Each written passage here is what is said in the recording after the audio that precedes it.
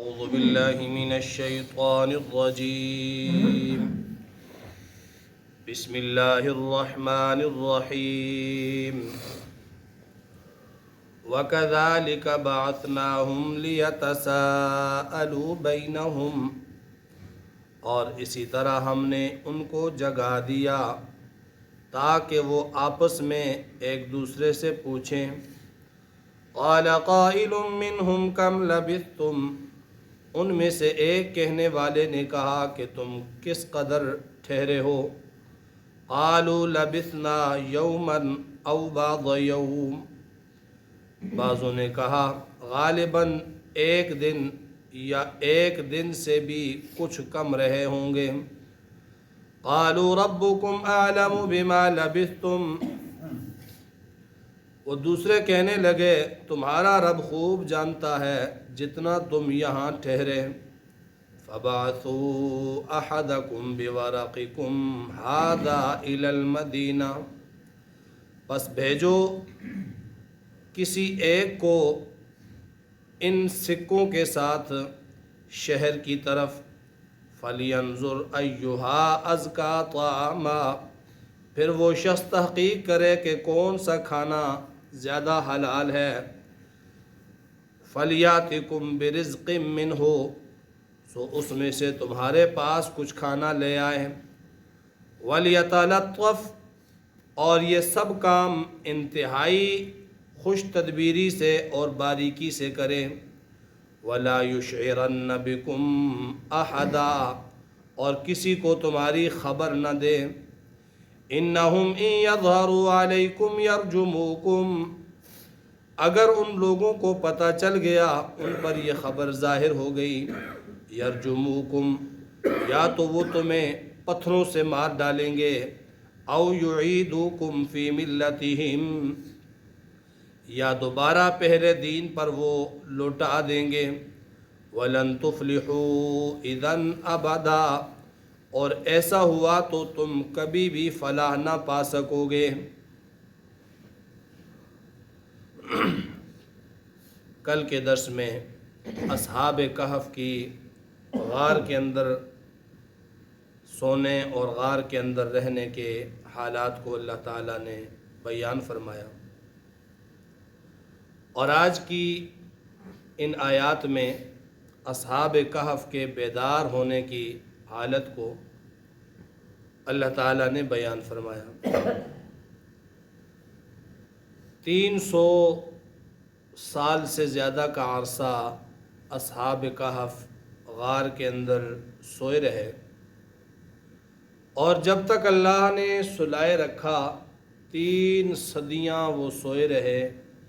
نہ انہیں بھوک لگی، نہ انہیں پیاس لگی، نہ ان کے ناخن بڑھے، نہ ان کے بال بڑھے، نہ کپڑوں میں کوئی تغیر ہوا، نہ ان کی اپنی ظاہری شکل و شباہت کے اندر کوئی تغیر ہوا. کچھ بھی تبدیلی واقع نہیں ہوئی. 309 سال تک وہ غار میں سوئے رہے. پھر اللہ نے انہیں بیدار کیا. وَكَذَلِكَ بَعَثْنَاهُمْ، اسی طرح ہم نے ان کو اٹھایا، ہم نے انہیں جگایا. فرمایا لِيَتَسَاءَلُوا بَيْنَهُمْ، تاکہ یہ وہ باہم آپس میں ایک دوسرے سے سوال کریں، پوچھ پاچھ کریں. تو جب وہ لوگ جاگے تو ایک دوسرے سے پوچھنے لگے کتنا ٹائم سوئے ہوں گے یہاں پر. بعض نے کہا پورا 1 دن، اور بعض نے کہا دن کا آدھا حصہ. صبح کے وقت یہ یہاں آئے تھے تو اب سورج ڈھلنے کے قریب ہے یا ڈھل گیا ہے. جنہوں نے یہ سمجھا کہ ابھی سورج ڈھلا نہیں ہے تو انہوں نے کہا آدھا دن یہاں رہے ہیں، پورے دن سے بھی کچھ کم. اور جنہوں نے یہ سمجھا کہ سورج اب ڈھلنے کو ہی ہے تو انہوں نے کہا کہ پورا دن یہاں پر ہم ٹھہرے. اس پر ان کی بحث مباحثہ چل رہی تھی، لیکن کسی کو بھی صحیح پتہ نہیں تھا کہ 1 دن ٹھہرے یا آدھا دن ٹھہرے. تو کہا چھوڑو، اللہ ہی جانتا ہے ہم یہاں کتنے ٹھہرے. تو اسے کرو کہ اب بھوک لگ رہی ہے. فَبْعَثُوا، بھیجو اپنے میں سے کسی ایک کو اور جا کر وہ کھانا لے آئے. 309 سال تک انہیں کوئی بھوک کوئی پیاس نہیں لگی، وہ سوئے رہے، اور جب بیدار ہوئے تو انہیں بھوک لگ گئی۔ اسی طرح کا واقعہ حضرت عزیر علیہ السلام کا بھی پیچھے گزرا ہے 3 پارے میں، کہ وہ بھی او کالذی مر علی قریۃ وہی خاویۃ علی عروشہا، وہ ایک بستی سے گزر رہے تھے، اس بستی پہ عذاب آیا ہوا تھا، اور اس طرح وہ عذاب آیا تھا کہ چھتیں نیچے تھی، دیواریں اس کے اوپر گری ہوئی تھیں۔ ازراہ تعجب، اور ازراہ ایک تعجب کے طور پر انہوں نے کہا انا یحیی ہذہ اللہ بعد موتہا، بطور شکوے کے نہیں بلکہ بطور تعجب کے، انہیں اللہ کیسے زندہ کرے گا؟ یعنی ان پر اتنا شدید عذاب آیا، چھتیں نیچے گریں، ان کے اوپر دیواریں گریں، تو اللہ تعالیٰ نے اس پیغمبر حضرت عزیر کو بھی وہاں پر سلا دیا، اور 100 سال تک سوئے رہے۔ پھر جب جاگے تو پوچھا کتنی دیر ٹھہرے، تو کہنے لگے لبثت یوما او بعض یوم، 1 دن ٹھہرا یا آدھا دن ٹھہرا۔ تو فرمایا اللہ نے بل لبثت 100 عام، تو 100 سال یہاں ٹھہرا ہے۔ دلیل کے طور پر اللہ نے فرمایا دیکھ ذرا تیرے پاس جو کھانا تھا تو کھانا لے کے آیا، فانظر الی طعامک و شرابک لم یتسنہ، نہ تیرا کھانا خراب ہوا ہے نہ تیرا پانی خراب ہوا ہے، پانی بھی خراب نہیں ہوا، کھانا بھی خراب نہیں ہوا، حالانکہ یہ جلدی خراب ہونے والی چیزیں ہیں۔ اور وانظر الی خمارک، تو جس گدے پہ سوار ہو کے یہاں سے گزر رہا تھا اس کو دیکھ، اس کی بالکل بوسیدہ ہڈیاں بوسیدہ ہو چکی ہیں۔ اللہ اپنی قدرت، اللہ اپنی طاقت دکھانا چاہتے تھے۔ انہوں نے کہا تھا نا انا یحیی ہذہ اللہ بعد موتہا، تو کھانا جو خراب ہونے والی چیز، جلدی خراب ہونے والی چیز ہے، پانی جو جلدی خراب ہونے والا ہے، وہ 100 سال تک ان میں کوئی تغیر واقع ہی نہیں ہوا۔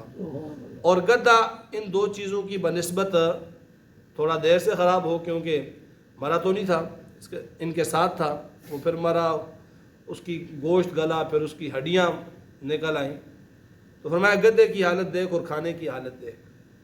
اور ایسے ہی حدیث پاک کے اندر آتا ہے کہ جب مومن بندہ فوت ہو جاتا ہے، دنیا سے چلا جاتا ہے، حساب کتاب اس کا اچھا رہا، دنیا میں معاملات اس کے دنیا میں اچھے رہے، فرشتے جب سوال کریں گے قبر میں من ربک کا، تیرا رب کون ہے، ما دینک کا، تیرا دین کیا ہے، من نبیک کا، تیرے نبی کون ہیں، یہ سارے سوالوں کا صحیح جواب دیا تو حدیث کے اندر آتا ہے پھر فرشتے اسے کہتے ہیں نم کا نومت العروس، تو ایسے سو جا جس طرح دلہن سوتی ہے، بالکل بے فکر ہو کر، باہر کیا ہو رہا ہے، کتنے مہمان ہیں، کھانا پورا ہوا نہیں ہوا، دلہن کو اس سے کوئی پرواہ نہیں ہے۔ فرمایا جس طرح دلہن مطمئن ہو کر سو جاتی ہے، فرشتے اس آدمی سے کہتے ہیں تو سو جا۔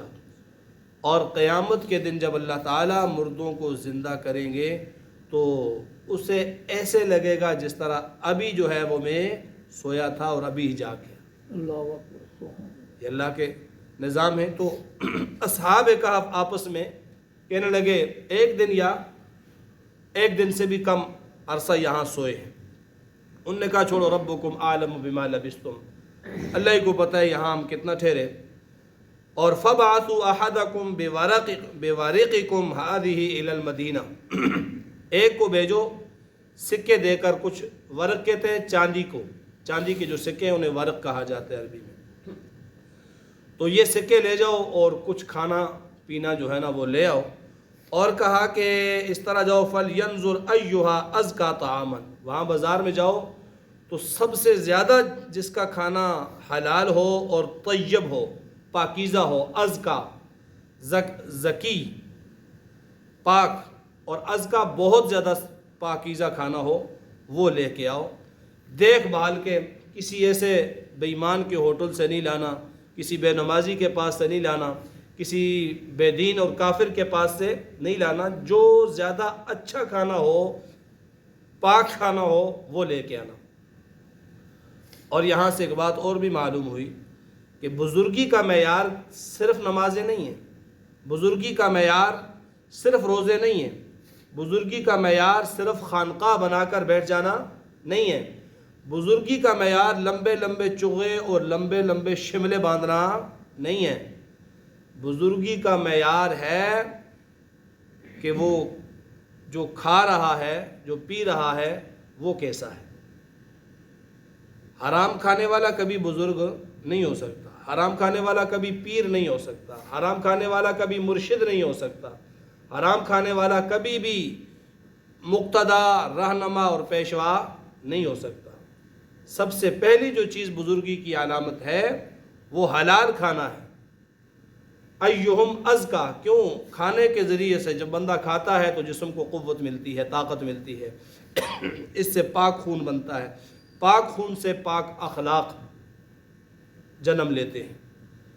تو یہ نہیں ہے کہ ہمارے ہاں جس طرح بزرگی کا معیار ہے، خانقاہوں کے اندر بڑے بڑے بیٹھے ہوئے ہیں پیر صاحبان، اور جب وہ خانقاہ سے نکلیں گے، خانقاہ کے اندر ایئر کنڈیشن میں بیٹھے ہوئے ہیں، باہر نکلے تو جناب 4 کروڑ 8 کروڑ 10 کروڑ کی گاڑی اس میں بیٹھ گئے، دائیں بائیں آگے پیچھے مریدوں کی جو ہے وہ قطانیں بنائی ہوئی ہیں۔ پھر جب وہ جلسہ گاہ میں پہنچیں گے تو مرید دوڑ دوڑ کر اس کی گاڑی کو بھی چومیں گے، اور پھر اسے ایک حصار کے اندر سٹیج پر لے کے آئیں گے۔ جب وہ بیٹھے گا فرعون کی طرح متکبر بن کے، لوگ گھٹنے چومیں گے، جھک جھک کر سلام کریں گے، اور حضرت صاحب جو ہے وہ پھر وہاں پر جو بیان فرمائیں گے انتہائی سادگی پر، جی دنیا کی بے رغبتی پر بیان کرنے کے بعد مقتدی اور ان کے وہ سنیں گے، مرید واہ واہ کریں گے، اور پھر وہ حضرت جو ہے نا وہ اپنی اسی شان و شوکت کے ساتھ اسی 8 کروڑ کی گاڑی میں بیٹھ کے تو یوں نکل گئے۔ خانقاہی نظام کا مقصد کیا ہے؟ تصوف اور پیری مریدی کسے کہتے ہیں؟ پیر کون ہوتا ہے؟ جو اصلاح کرے ایسے کہ مریدین کے دل سے دنیا کی محبت کو کھرچ کھرچ کر نکال دے، دنیا کی بے رغبتی ان کو دکھائے، اور یہ تب دکھا سکے گا جب خود دنیا سے بے رغبت ہوگا، اور خود اتنی ٹھاٹ باٹ ہو تو وہ دنیا کی بے رغبتی کیسے لوگوں کو سمجھا پائے گا؟ لوگوں کے دلوں سے دنیا کی محبت کیسے وہ نکال سکے گا؟ بلکہ یہ تو اب ٹرینڈ بن چکا ہے پیروں کا، جو کوئی بڑا مرید ہے، پیسے والا ہے، منصب والا ہے، تو وہاں پر سٹیج پر بھی پیر صاحب کے بالکل پہلو میں وہ بیٹھتا ہے، یوں کندھے کے ساتھ کندھا ملا کر، اور ہر جگہ پہ وہ ساتھ ساتھ ہوتا ہے، اور جو دوسرے ہوتے ہیں وہ نیچے بھگدڑ میں کچلے جاتے ہیں۔ جب پیر صاحب نکلتے ہیں بھگدڑ مچتی ہے تو وہ نیچے گر جاتے ہیں، جو عام لوگ ہوتے ہیں۔ حالانکہ یہ چیز نہیں ہے۔ مولانا اشرف علی تھانوی رحمہ اللہ تعالی علیہ بہت بڑے عالم گزرے ہیں، بہت بڑے مصلح گزرے ہیں۔ ان کے ہاں ایک شہزادہ چلا گیا اپنی اصلاح کے لیے، بڑے امیر کا بیٹا، تو حضرت نے وہاں پہنچا تو اسے کہا کہ تیری ڈیوٹی یہ ہے کہ تو 1 مہینہ جتنے بھی لوگ نماز کے لیے آتے ہیں ان نمازیوں کی تو نے جوتیاں ترتیب سے رکھنی ہیں، اس کے بعد تیرا کورس شروع ہوگا، اس کے بعد تجھے بیعت کیا جائے گا۔ 1 مہینہ گزرا تو وہ آیا، حضور میری ڈیوٹی پوری ہو گئی، میں نے 1 مہینہ جوتے سیدھے کر لیے ہیں، اب مجھے بیعت کر لے۔ تو حضرت نے فرمایا کہ تجھے ابھی تیرے دل سے وہ تکبر ختم نہیں ہوا، تو دن گنتا رہا ہے کہ آج 30 دن پورے ہو گئے تو آ گیا، نہیں جا اب، پھر تیری ڈیوٹی وہی ہے۔ اب جب اس نے ڈیوٹی شروع کی تو کئی مہینے گزر گئے، سال گزر گئے، کوئی پرواہ ہی نہیں۔ حضرت تھانوی رحمہ اللہ نے پھر خود بلایا، اس کو بلاؤ، نے کہا بیعت نہیں ہونا، کتنا عرصہ ہو گیا؟ انہوں نے کہا حضرت کچھ بھی نہیں ہے، بس ٹھیک ہے وہ ڈیوٹی ہے وہ میں کر رہا ہوں، پتہ ہی نہیں چلا ہے مجھے کہ ابھی مہینہ گزرا ہے یا نہیں گزرا۔ فرمایا کہ اب جو ہے نا وہ تیرے دل سے وہ تکبر نکل گیا، اب تجھے جو ہے وہ بیعت کیا جائے گا، اور آگے کے جو عملیات ہیں، وظائف ہیں، وہ تجھے بتائے جائیں گے۔ یہ نہیں ہے کہ کوئی بڑا مرید ہے تو وہ شاہانہ طور پر ساتھ میں، وہ کیا تکبر ختم کرے گا اس کا؟ وہ تو اور زیادہ متکبر بن جائے گا، جی میری تو سرکار کے ساتھ ڈائریکٹ ملاقات ہے، میں تو سیدھا جا کے ان کو ملتا ہوں، وہ مجھے اپنے ساتھ بٹھاتے ہیں۔ تو یہ جو چیزیں ہیں یہ ایک پیری مریدی کے نام پر کاروبار ہے، اس سے امت کی اصلاح کے بجائے بگاڑ پیدا ہوتا ہے، اور کوئی بہت بڑا ہی حرام خور کیوں نہ ہو، وہ پیر صاحب کے در پہ آ کے نذرانہ دے کے وہ سب سے بڑا جو ہے نا وہ اس کا مرید بن جاتا ہے۔ وہ ساتھ بیٹھتا ہے، وہ چلتا پھرتا ہے، وہ آگے پیچھے ہوتا ہے۔ تو سب سے بزرگی کی بنیادی چیز کیا ہے بھائی؟ ازکا، اس کا کھانا پینا پاک ہو۔ اصحاب کہف نے بھیجا اپنے ایک ساتھی کو، کہا جاؤ شہر کے اندر دیکھو، تفتیش کرو، دیکھ بھال کر، ایہم ازکا طعامن، جس کا کھانا زیادہ پاکیزہ ہو، فلیأتکم برزق منہ، وہاں سے کچھ تو لے کے آ جا، ولیتلطف، اور فرمایا کہ جاتے وقت اس کو نصیحت کی کہ بڑے ہی احتیاط سے جانا ہے، دیکھ بھال کے جانا ہے، بھیس بدل کے جانا ہے، اور کسی جاننے والے کے سامنے نہیں ہونا، کیونکہ ہمارا شور تو ہو چکا ہے کہ وہ بھاگ گئے ہیں یہاں سے اور دین بھی چھوڑ دیا ہے، تو پکڑے گئے تو شامت آ جائے گی۔ اس لیے ولیتلطف، خوش تدبیری سے جانا، باریکی سے چھان بین کر کے جانا کہ کوئی پہچان نہ پائے، ولا یشعرن بکم احدا، تمہارا کسی کو پتہ نہیں ہونا چاہیے۔ اب انہیں کیا پتا کہ 309 سال گزر چکے، وہ بادشاہ بھی گیا، وہ زمانہ بھی گیا، وہ لوگ بھی گئے، بڑی تبدیلیاں، لیکن انہیں تو معلوم نہیں ہے، یہ تو چھپے ہوئے ہیں۔ بھوک لگی ہے تو کہا جا کے لے آؤ، اور چھپ چھپا کے لے آؤ، کوئی دیکھے نہیں۔ جب وہ پہنچا وہ سکے لے کر بازار میں، اور بازار میں جو ہے وہ دکان پر اس نے سکہ دکھایا تو اس نے کہا بھائی یہ تو کھوٹا ہے، یہ تو نہیں چلتا۔ دوسرا نکال کے دکھایا، کہا یہ بھی کھوٹا ہے۔ تیسرا نکال، دیکھنے والے نے کہا کہ کوئی پرانا خزانہ جو ہے نا وہ ان کے ہاتھ لگا ہے۔ کہاں رہتے ہو، کدھر ہوتے ہو؟ اس نے بتانا تو نہیں ہے، وہ پیچھے ہی پڑ گیا۔ 2 4 6 لوگ بازار میں اور اکٹھے ہو گئے، یار 300 سال پرانے اس کے پاس بہت سارے سکے پڑے ہیں، کوئی خزانہ اسے ملا ہے کہیں سے، کوئی دفن شدہ خزانہ اس کے ہاتھ لگا ہے۔ تو یہ اصحاب کہف کا یہ نوجوان وہاں سے نکلنے کی کوشش کر رہا ہے، کیونکہ انہم ان یظہروا علیکم یرجموکم، انہیں معلوم تھا کہ لوگوں کو پتہ چل گیا کہ یہ ہیں وہ نوجوان جو غائب ہوئے، تو یہ پکڑیں گے اور ہمیں سنسار کر دیں گے، پتھروں سے مار مار کر ہلاک کر دیں گے، یا دوبارہ پہلے دین پہ لوٹا دیں گے۔ تو ان لوگوں نے کہا بھائی 300 سال پرانا یہ سکہ ہے، اس نے اپنے کچھ رشتہ داروں کے نام لیے، فلاں بستی کا ہوں، وہاں فلاں فلاں میرے رشتہ دار ہیں۔ 300 سال گزرنے کے بعد کون کس کو جانتا ہے، وہ تو نسلیں ہی چلی گئیں۔ پکڑ کر اسے لے جایا گیا بادشاہ کے پاس کہ یہ آدمی اس طرح کی باتیں کرتا ہے۔ اب تو حالات، وہ بادشاہ دقیانوس دفع ہو گیا تھا، اب تو نئے کوئی عیسائی مذہب، اس وقت عیسائی مذہب برحق تھا، عیسائی مذہب کا صحیح معنوں میں پیروکار بادشاہ بیٹھا ہوا تھا، تو اس کے ذہن میں وہ واقعہ ہوگا، کیونکہ یہ جو اصحاب کہف تھے یہ عام لوگ نہیں تھے، یہ شہزادے تھے، وہاں کے جو وزراء تھے ان کی اولاد تھی۔ تو اس نے کہا یار وہاں جاؤ اور ادھر ریکارڈ کے اندر ایک تختی پڑی ہوگی جس پر غائب ہونے والوں کے نام لکھے ہوئے، تختی لے آؤ۔